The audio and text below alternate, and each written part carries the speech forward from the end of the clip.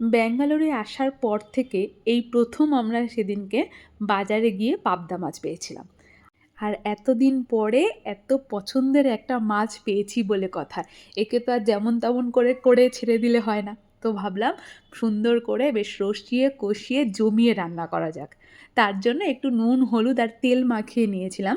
আমার মা বলতো পাবদা মাছ যেহেতু খুব ছিটকায়, তো এতে ভালো করে তেল মাখিয়ে তারপরে ভাজতে দিলে তাহলে তেলটা একটু কম ছিটকায়। কিন্তু তবুও ছিটকায়, পাবদা মাছ তো তো ছিটকাবেই।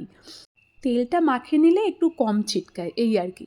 আর পাবদা মাছ ভাজাটাও না এক রকমের স্ট্রাগল, মানে আমি অনেকবারই পাবদা মাছ রান্না করেছি, প্রত্যেকবারই রান্না করতে গিয়ে একটা ভয় ভয় লাগে সবসময় যে ঠিকঠাক ভাজতে পারবো তো, ঠিকঠাক তুলতে পারবো তো। মানে এই ভেজে তোলাটা খুব কষ্টকর। অনেক সময় একটু কাঁচা থেকে থাকে, অনেক সময় ওপরের ওই ছালটা হালকা মতো যে ছালকাটা থাকে সেই ছালটা উঠে আসে। তো যাই হোক, সেদিনকে খুব সুন্দরভাবেই 4টে মাছ ভাজা হয়ে গিয়েছিল। তারপরে আমি পেঁয়াজ ছাড়াই কালো জিরে দিয়ে এই রান্নাটা করে নিয়েছিলাম। আমার মা খুব একটা পেঁয়াজ পছন্দ করতো না, সেজন্য মাকে যখনই দেখতাম পাবদা মাছ রান্না করতে, মা দেখতাম পেঁয়াজ ছাড়াই করতো। আবার মামুনিও পেঁয়াজ ছাড়াই করে। কিন্তু আমি মধ্যমগ্রামেই এক প্রতিবেশীর কাছে শুনেছিলাম যে তিনি পেঁয়াজ দিয়ে পাবদা মাছ রান্না করেন।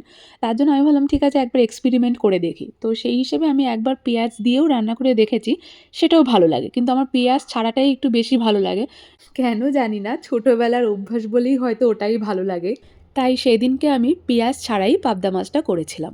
কালো জিরে দেওয়ার পরে এক এক করে আদা, লঙ্কা, হলুদ, নুন, তারপরে একটু লঙ্কার গুঁড়োও দিয়েছিলাম, টমেটো, এই সব কিছু দিয়ে মিশিয়ে নিচ্ছিলাম ভালো করে, একটু কষিয়ে নিচ্ছিলাম। আর এরপরে আমি সর্ষে বাটা আর সর্ষে বাটার জল আর পোস্ত বাটার জলটা দিয়েছিলাম। তবে আমার কাছে এখনও মিক্সার মেশিনটা আমার কেনা হয়নি, তার জন্য কেনা পোস্ত গুঁড়ো আর কেনা সর্ষে গুঁড়ো এগুলোই ছিল। তো সেইগুলো আমি 10 মিনিট করে গরম জলের মধ্যে ভিজিয়ে নিয়েছিলাম। সর্ষে গুঁড়োও তাই করেছিলাম, পোস্ত গুঁড়োও তাই করেছিলাম। তারপরে সেটাই একটু মানে যখন কষা কষা হয়ে গেছিলো কারিটা, তারপরে ওই সর্ষের জল আর পোস্তর জলটা দিয়ে দিয়েছিলাম। তারপরে জাস্ট সামান্য অল্প একটুখানি চিনি টেস্টটাকে ব্যালেন্স করার জন্য দিয়ে দিয়েছিলাম। তারপরেই ঝোলটা একটুখানি ভালো মতো ফুটে ওঠার পরে মাছগুলো ঝোলে দিয়ে দিয়েছিলাম। তারপরে মাছ শুদ্ধ ঝোলটাকে বেশ ভালো করে ফুটিয়ে নিয়ে কিছুটা ধনেপাতা ওর ওপর দিয়ে ছড়িয়ে দিয়েছিলাম। ধনেপাতাটা আমার কাছে খুব কম ছিল, তাই অল্পই ধনেপাতা ছড়িয়ে দিয়েছিলাম।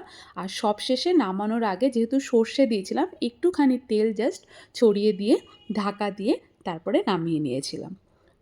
এই ছিল আমার সর্ষে পাবদার ফাইনাল লুক।